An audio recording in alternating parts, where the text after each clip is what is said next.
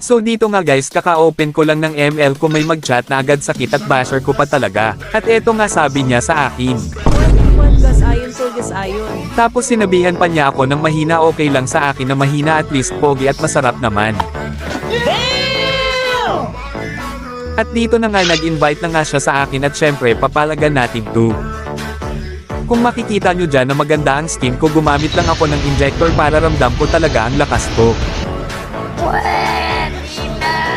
So dito nga nagsimula ang aming labanan at punta agad ako sa bloko kasi retry ang ginamit ko. Sa mga hindi pa naka-follow sa akin guys, kahit isang follow lang masaya na ako. At habang nag-aantay ako sa buff Moses, na kaagad yung kalaban ko kahit unang game pa lang. Durog ka sa akin. Dumiretso na ako sa buff ko at habang nagbabuff ako, nag-invade na agad siya sa akin at napitas pa niya talaga ako dito.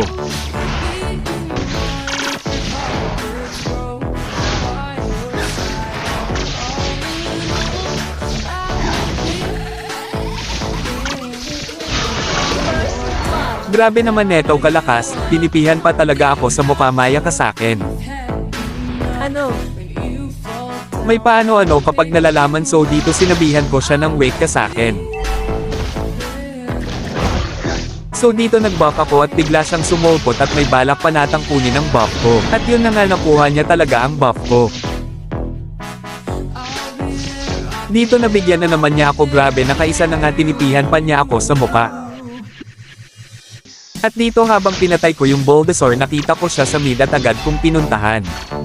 At dito kami nagbakbakan at hindi ko napansin na level 4 na pala siya, kaya naka-ulti na agad siya. Kaya napitas na naman niya ako. Grabe lamang na siya sa akin, ako 0 pa lang siya, naka-3 kills na. At dito dumiretso na ako kaagad sa blue buff ko at habang nagbabuff ako, eto sabi niya sa akin. Ano ba't walang damage ka boy, ha ha ha? Nagtatanong pa talaga tong kalaban ko, kaya sabi ko naman ay sige lang.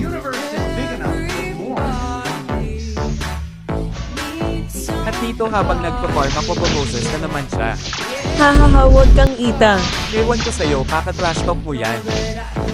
At dito inaabangan ko siya para mapipitas ko yung nangge, napitas ko talaga siya, aray mo pakak. Titi ka sa Ken sa puwet ay este sa mukha pala.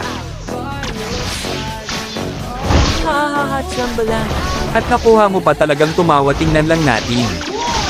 At dito habang pumunta ako sa blue niya, kinumbohan niya agad ako kaya napitas niya pa ako. Tama na ang kaplastikan guys, seryosohin na natin, let's go.